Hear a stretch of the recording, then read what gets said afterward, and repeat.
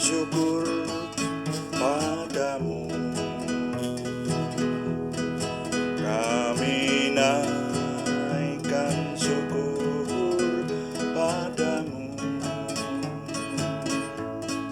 Syukurkan kasih-Mu yang mulia.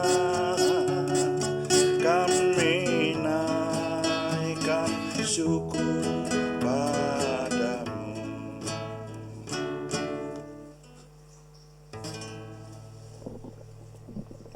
Bapa, kami mengucap syukur malam hari ini Tuhan memberkati kami. Kami mau mempersembahkan doa malam kami. Kami menyerahkan Tuhan memberkati semuanya. Berkenan Tuhan pakai menjadi kemuliaan bagi nama Tuhan dan berkat besar buat kami. Dalam nama Tuhan Yesus Kristus kami berdoa. Amin. Selamat malam Bapak Ibu Saudara sekalian yang sudah bersama dengan kita di sini dalam doa malam hari ini. Doa malam melalui online ini diadakan secara iman Kristiani dengan dasar keyakinan kepada Tuhan Yesus Kristus, Yeshua HaMasyiah, Juru Selamat dunia, Imam Besar Agung kami. Dan firman Tuhan yang didokumentasikan dalam kitab suci Perjanjian Lama serta Perjanjian Baru menjadi pegangan kami, menjadi pegangan kita sekalian. Saudara sekalian, doa malam ditujukan untuk menjawab pertanyaan. Karena itu, kalau ada pertanyaan rohani dari saudara seiman yang ingin supaya kami menjawabnya, silahkan dikirimkan kepada kami. Nanti kami akan mencoba menjawab menjadi tema-tema dalam doa malam kita. Seperti sore hari ini, saudara, kami ingin menjawab pertanyaan dari Bapak Pringgo Sri Harjanto. Pertanyaannya mengenai Daniel pasal 4, mulai ayat 1. Saya baca Daniel pasal 4, ayat 1 sampai ayat 3 dulu ya. Daniel pasal 4, kitab Daniel pasal 4 ayat 1. Dari Raja Nebukadnezar kepada orang-orang dari segala bangsa, suku bangsa dan bahasa yang diam di seluruh bumi. Bertambah-tambahlah kiranya kesejahteraanmu. Aku berkenan memaklumkan tanda-tanda dan mujizat-mujizat yang telah dilakukan Allah yang maha tinggi kepadaku. Betapa besarnya tanda-tandanya dan betapa hebatnya mujizat-mujizatnya. Kerajaannya adalah kerajaan yang kekal dan pemerintahannya turun-temurun. Nah, sampai di situ, saudara, tidak saya baca semuanya. Ini yang ditanyakan sebetulnya kalau dibaca semuanya sampai ayat 37. Jadi ada 37 ayat firman Tuhan yang harus kita baca. Tetapi pertanyaan dari Pak Harjanto begini, itu perkataan-perkataan yang dicantumkan dalam Daniel pasal yang keempat secara keseluruhan, itu perkataan Nebukadnezar atau sabda Tuhan, dipertanyakan semacam itu. Nah, setelah saya mencermati, maka jawabannya Pak Har, itu perkataan Raja Nebukadnezar yang menceritakan kisah hidup yang dialaminya. Ya, begitu. Makanya nanti kalau kita baca ke bawah terus ada perkataan yang Tuhan bersabda dan terus seterusnya. Dan di sana dikatakan engkau akan, nah, seperti itu. Ya, jadi seperti Tuhan sedang berbicara kepada Raja Nebukadnezar, kepada umatnya. Tapi ini sebetulnya Raja Nebukadnezar membuat surat. Surat itu ditujukan kepada semua pejabat di seluruh kerajaannya. Jadi Raja Nebukadnezar itu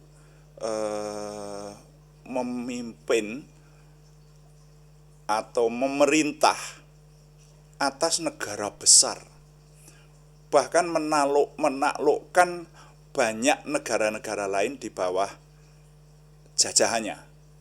Jadi dia menjadi seorang, kira-kira disebut kaisar semacam itu. Ya. Jadi ini kerajaannya kerajaan sangat besar. Seperti itu. Nah, di dalam surat itu ia mengisahkan hal-hal yang telah dialaminya, yaitu ketika dia bermimpi. Dan tidak ada orang yang bisa mengisahkan mimpinya itu. Sebetulnya ini bisa dibaca kisahnya ini di pasal sebelumnya, ya. Dari pasal 2 dan 3 lah. Pasal 3 terutama itu mengisahkan bagaimana Raja Nebukadnezar bermimpi, lalu tidak ada orang yang bisa mengartikannya, saudara. Nah, kemudian dia memanggil para cerdik pandai di kerajaannya, tapi tidak ada yang bisa mengartikannya. Yang bisa mengartikannya ternyata nanti Daniel. Karena raja berkata begini, aku bermimpi, coba artinya apa gitu. Nah, lalu para cerdik pandai berkata, ceritakanlah mimpi raja gitu. Raja berkata, wah enggak mau.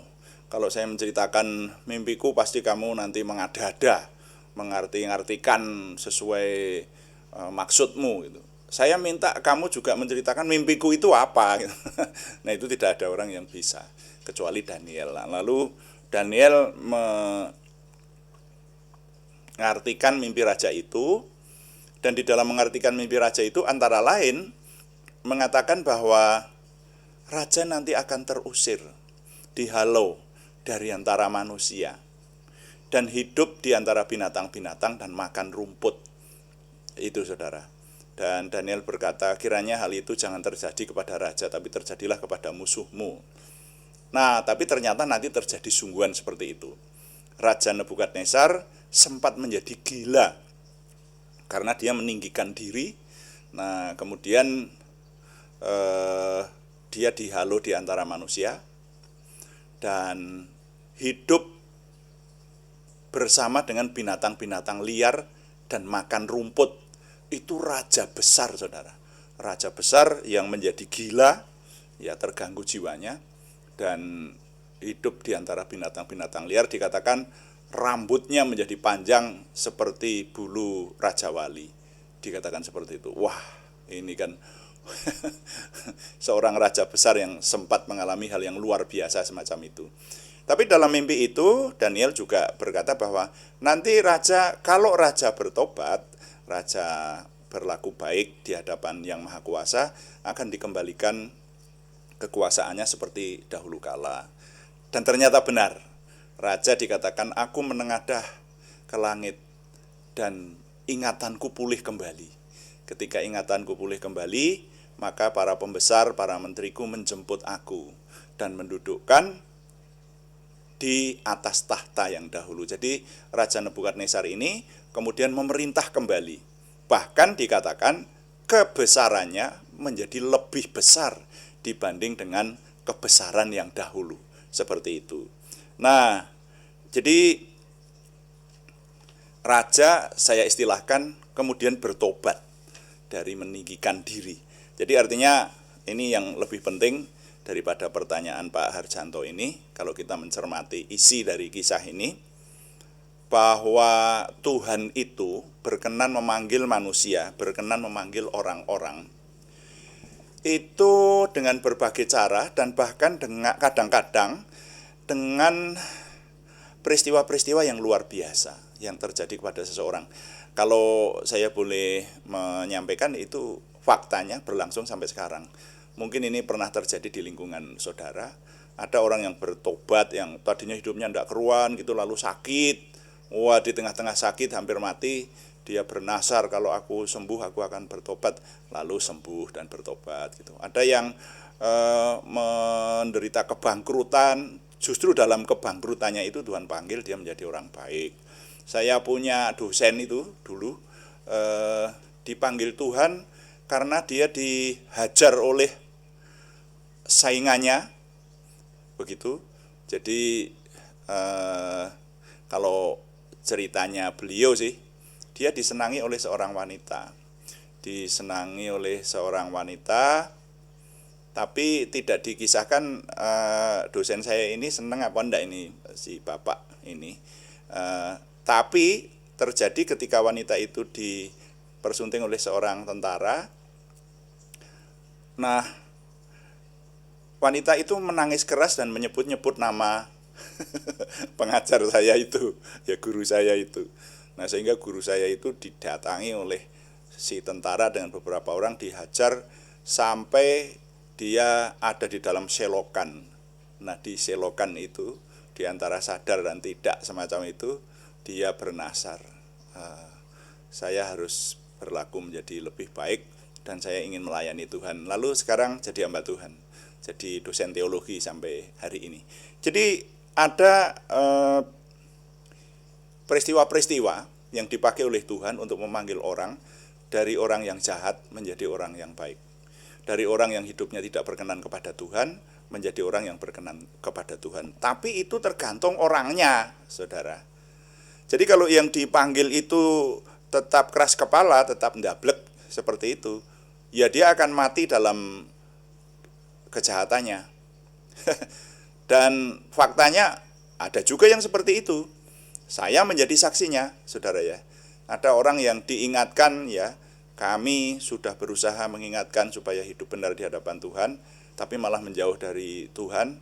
Bahkan saya sempat dibenci lah gitu ya, karena mengeluarkan kata-kata yang tidak enak kepada saya yang mengingatkan. Tapi akhirnya orang itu sampai meninggalnya, meninggal dalam kejahatannya kalau menurut penglihatan saya, seperti itu. Dan meninggal, ada yang salah satunya yang selalu saya ingat itu, yang meninggal karena kena penyakit AIDS gitu. Nah, jadi meninggal dalam kenistaan seperti itu. Nah, makanya ini yang perlu kita renungkan malahan ya. Kalau jawaban untuk Pak Harjanto jelas. Jadi ini adalah perkataan Raja Nebukadnezar yang mengisahkan kisahnya, dan itu ditulis dalam suatu surat dan dikirimkan kepada seluruh pejabat penguasa di lingkungan wilayahnya, di negara-negara lain yang dia taklukkan juga. Ini raja besar seperti itu, saudara-saudara sekalian. Nah, kalau ditanyakan ini sebetulnya pernyataan Tuhan atau pernyataan Nebukadnezar, ini sekali lagi Raja Nebukadnezar yang mengisahkan kisah hidupnya. Tapi karena sekarang menjadi buku kitab suci, termuat didokumentasikan di dalam kitab suci kita, maka kita sebagai orang beriman menerima semua yang dituliskan di dalam kitab suci itu sebagai firman Tuhan. Jadi firman Tuhan itu bukan hanya yang dituliskan Tuhan berfirman, lalu kemudian dijelaskan Tuhan berfirman apa bla bla bla bla bla seperti itu. Bukan hanya itu, tapi semua. Ya, kalau iman yang saya pegang sekarang ini dan saya hidupi, saya mempercayai kitab suci kita itu seluruhnya firman Tuhan. Baik yang berupa sejarah, baik yang berupa perintah, larangan, janji-janji, baik yang berupa kisah-kisah untuk diteladani, baik yang berupa puisi, berupa nyanyian, itu kan.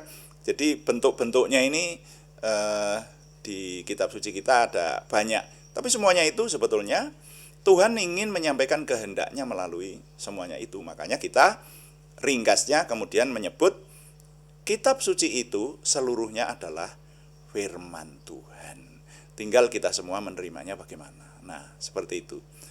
Nah, jadi menjawab pertanyaan Pak Harjanto sore hari ini, saudara-saudara, nilai yang dapat saya ketengahkan dari kisahnya Raja Nebukadnezar itu bunyinya begini. Saya mengimpartasikan nilai yang saya peroleh. Bunyinya demikian. Kadang Tuhan memanggil manusia dengan cara luar biasa supaya manusia berbalik dari kejahatan atau hal-hal yang tidak berkenan kepadanya kepada kebenaran dan pertobatan. Itu ya. Sekali lagi, kadang Tuhan memanggil manusia dengan cara luar biasa supaya manusia berbalik dari kejahatan atau hal-hal yang tidak berkenan kepadanya kepada kebenaran dan pertobatan. Tuhan dipuji, amin. Nah, Bapak Ibu Saudara sekalian, saya sungguh-sungguh menantikan pertanyaan-pertanyaan dari saudara ya. Silahkan kalau ada pertanyaan dikirimkan lewat jaringan pribadi kepada kami dan kami akan menjawabnya seperti itu. Mari kita mengakhiri doa malam kita dengan melayani Tuhan dengan doa. Kita berdoa sesuai dengan yang Tuhan ajarkan melalui firman-Nya. Tuhan, berkatilah kami dengan berlimpah-limpah, perbuatlah sesuatu yang besar dalam hidup kami, dan itu jelas berasal daripada-Mu. Tambahkanlah pengaruh dan kesempatan kami bagi-Mu, berikanlah kami suatu perasaan akan hadirat-Mu dan petunjuk-Mu senantiasa. Jagai dan lindungilah kami, supaya tidak jatuh dalam perangkap setan. Dalam nama Tuhan Yesus Kristus, kami berdoa. Amin. Demikian doa malam hari ini, saudara-saudara sekalian, dan kami ingin mengingatkan kembali bahwa doa malam itu live streamingnya pada jam 6 malam atau jam 18 waktu Indonesia Barat. Jadi kalau yang ingin mengikuti secara live streaming bisa masuk dalam kolom chatting kita, bisa berkomunikasi, silahkan pada pas jam tayang, saudara ya. Kalau sesudah jam tayang itu ya tidak bisa masuk di kolom chatting, ya tidak bisa berkomunikasi dengan kami. Karena itu silahkan saudara mengikuti pada jam live streaming. Juga ada doa pagi yang dilaksanakan setiap hari juga, setiap jam 5 pagi.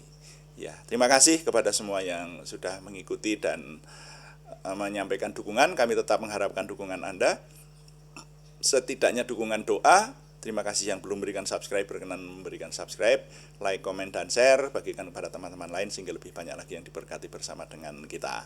Selamat malam, Tuhan memberkati. Amin.